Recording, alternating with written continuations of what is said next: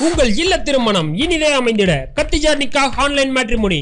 முஸ்லிம்களுக்காக 12 வருட சேவை அனுபவம் உள்ள நம்பகமான ஸ்தாபனம். தரமான தெரிவு செய்யப்பட்ட வரன்கள் தமிழ், உருது, மலையாளம் வரங்களும் பதிவு செய்யலாம். ஆன்லைன் இணையம் மற்றும் வாட்ஸ்அப்பில் தொடர்பு கொண்டு பதிவு செய்யலாம். பதிவு முற்றிலும் இலவசம். ஆக்டிவேஷன் குறைந்த கட்டணம் மட்டுமே. மொபைல் மற்றும் வாட்ஸ்அப் நம்பர் 9566065113 www.khatijanikah.com. நண்பர்களே, பலஸ்தீன் இஸ்ரேல் போர் கிட்டத்தட்ட 431 நாளை கடந்து நிகழ்ந்து கொண்டிருக்கக்கூடிய இந்த வேளையில் பலஸ்தீனில் நடக்கக்கூடிய பல்வேறு பிரச்சனைகள், அநீதிகள், இனப்படுகொலைகள் சம்பந்தமான விஷயங்கள் இங்கே மடைமாற்றப்பட்டு சிரியா குறித்த பல்வேறு விஷயங்கள் இங்கே பேசப்பட்டு கொண்டிருக்கிறது. ஆனால் சிரியாவுடைய நிலைமை உண்மையாகவே கவலைக்குள்ளான நிலைமையாக தான் அந்த பூமி இன்னைக்கு மாறி இருக்குன்னு நம்ம சொல்லலாம். முன்பு காணொலியில் பல விஷயங்களை நம்ம எடுத்து சொல்லியிருந்தோம். அதற்கு சில நபர்கள் ஆதரவு தெரிவிச்சிருந்தீங்க. சில நபர்கள் நீங்கள் சியா முஸ்லீமான்னு கேட்குறீங்க, சில நபர்கள் நீங்கள் சன்னி முஸ்லீமான்னு கேட்குறீங்க, நீங்கள் யாருக்கு வேலை செய்கிறீங்கன்னு கேட்குறீங்க, சில பேர் யூத கைகூலின்னு சொல்கிறீங்க. உண்மையாக சீர்தூக்கி பார்க்கக்கூடிய சமயத்தில், ஒரு பிராட் மைண்டாக பார்க்கக்கூடிய சமயத்தில் சில விஷயங்களை நாம் நிச்சயமாக பகுப்பாய்வு செய்ய கடமைப்பட்டிருக்கின்றோம்.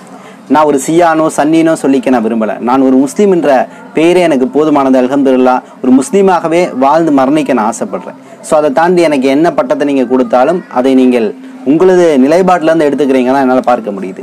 நான் சொல்லக்கூடிய தகவல்களில் குறைகள் இருந்தாலும் தவறு இருந்தாலும் சுட்டி காட்டுங்க. தயவு செய்து கமெண்ட்டில் போடுங்க. அதை நான் சீர்தூக்கி பார்க்கின்றேன், சரி செய்து கொள்கின்றேன்.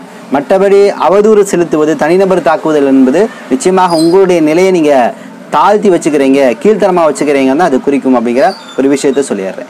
இன்னைக்கு சிரியாவுடைய கள நிலவரத்தை குறித்து நம்ம இங்கே பார்ப்போம். அதை தாண்டி பலஸ்தீன்லையும் சில விஷயங்கள் இங்கே நடந்துட்டு இருக்கு. முதலாவதாக சிரியாவுடைய தற்போதைய நிலைமை என்னன்னு கேட்டிங்கன்னா, HDS என்று சொல்லக்கூடிய அந்த அமைப்பு இன்னைக்கு பதவியில் போய் உட்காரக்கூடிய ஒரு சூழல் உருவாக்கக்கூடிய அந்த வேலையில் முழு வெற்றியும் கிடைக்காம அங்கே சில குழுக்கள் HDSக்கு எதிராகவே அந்த நேரத்தில் போராடிட்டு இருக்கிறாங்க. ஆனால் உள்ளளவு வேதனையான விஷயம் என்னன்னு கேட்டிங்கன்னா, இங்கு துருக்கி ஒரு பிளான் போட்டுச்சு. துருக்கியுடைய நிதியின் அடிப்படையில் இயங்கக்கூடிய அமைப்புகள் உள்ளே வந்து துருக்கி சிரியாவுடைய நிலப்பரப்புகளை தங்களுடைய கண்ட்ரோலுக்கு கீழே கொண்டு வரலான்னு நினைத்த நிலைமை மாறி, கத்தார் ஏதோ ஒரு வகையில் இங்கே டாமினேட் பண்ணும் அப்படிங்கிற நினைத்த நிலைமை மாறி இன்னைக்கு எங்கே போய் நின்றுருக்குன்னு கேட்டிங்கன்னா, இது ஷாம் தேசம் வெற்றிக்கொள்ளப்பட்டது என்ற நிலையில் போகாமல் இஸ்ரேல் என்ன திட்டங்கள் விதித்ததோ அதன்படி தான் இங்கே நடந்துட்டு இருக்குங்கிற மாதிரி தான் நிலைமை போயிட்டு இருக்கு. என்னன்னு கேட்டிங்கன்னா, கிட்டத்தட்ட 50 கிலோமீட்டர் சுற்றளவில் இருந்து சிரியாவுடைய பல்வேறு பகுதிகளை தாக்குதல் நடத்தின இஸ்ரேல் கிட்டத்தட்ட 20 கிலோமீட்டர் டிஸ்டன்ஸுக்குள்ளே இன்னைக்கு சிரியாவுடைய பல்வேறு பகுதிகளுக்குள்ளே போயிருச்சு. குறிப்பாக சிரியாவுடைய விமானப்படை அழிச்சிருச்சு, கடற்படை அழிச்சிருச்சு, பாதுகாப்பு அமைப்புகளை அழிச்சிருச்சு, அரசாங்க செக்டார்கள் முழுமையாக அழிச்சிருச்சு. அங்கு தகவல் தொடர்பு சாதனங்களோ இராணுவம் சார்ந்த விஷயங்களோ எதுவுமே இல்லாமல் லிபியா எப்படி வந்து இருந்துச்சோ, ஒரு போர் பூமியில் ஒரு எந்த செயல்பாடும் இல்லாத யார் வேணாலும் அந்த நிலத்தை எடுத்துக்கலாங்கிற நிலைமை இருந்துச்சோ அதுபோல் ஒரு நிலைமை தான் இன்றைக்கி சிரியாவில் மாறி இருக்குது. சிரியா இப்போ ஓப்பன் கிரவுண்டாக இருக்குது.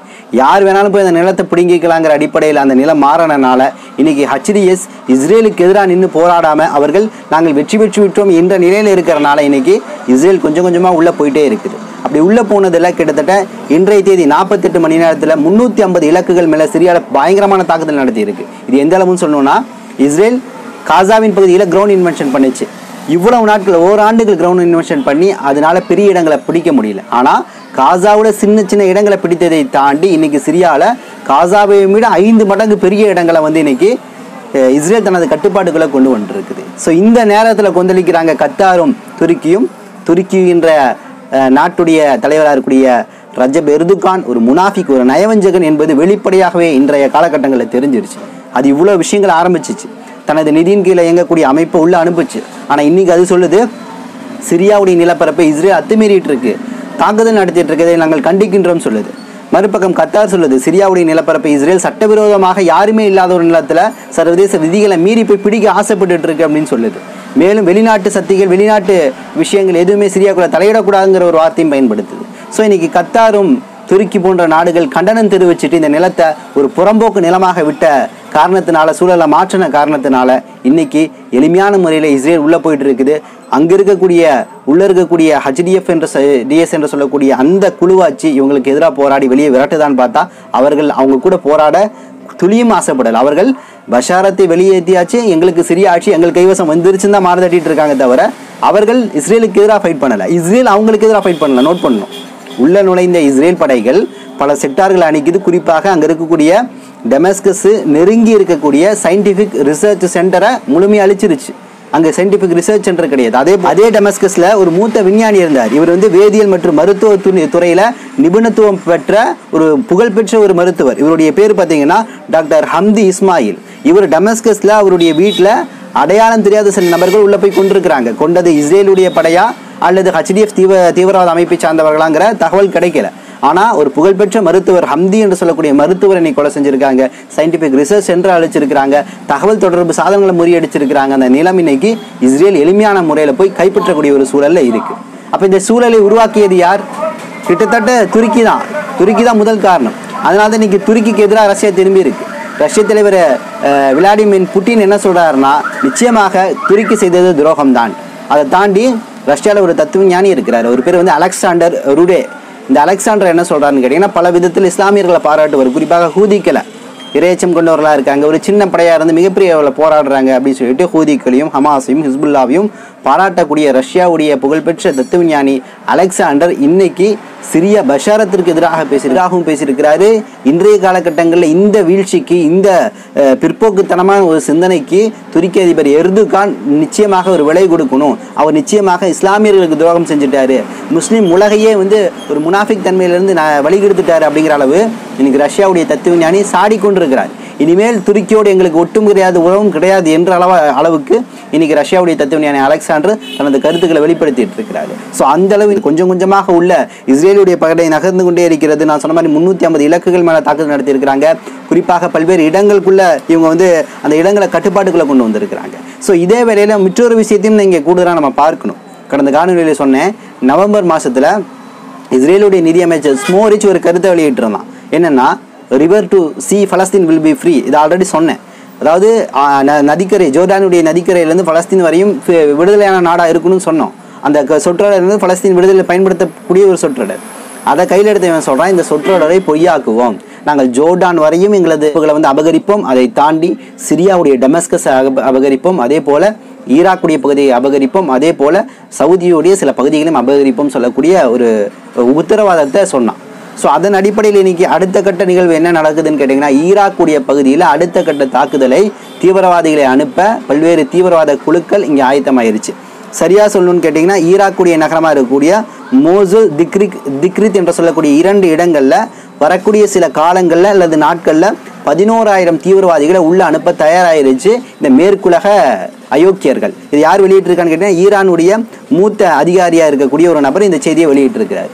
இதனால் என்ன ஆகுதுன்னா, ஈராக்குடைய பாப்புலர் மொபிலைசேஷன் இன்னும் சில படைகள் எல்லாமே சேர்ந்து சிரியாவுடைய எல்லையில் மிகப்பெரிய ஒரு வால் எழுப்பிட்டு இருக்காங்க, தடுப்பரன்களை எழுப்பிட்டு இருக்காங்க.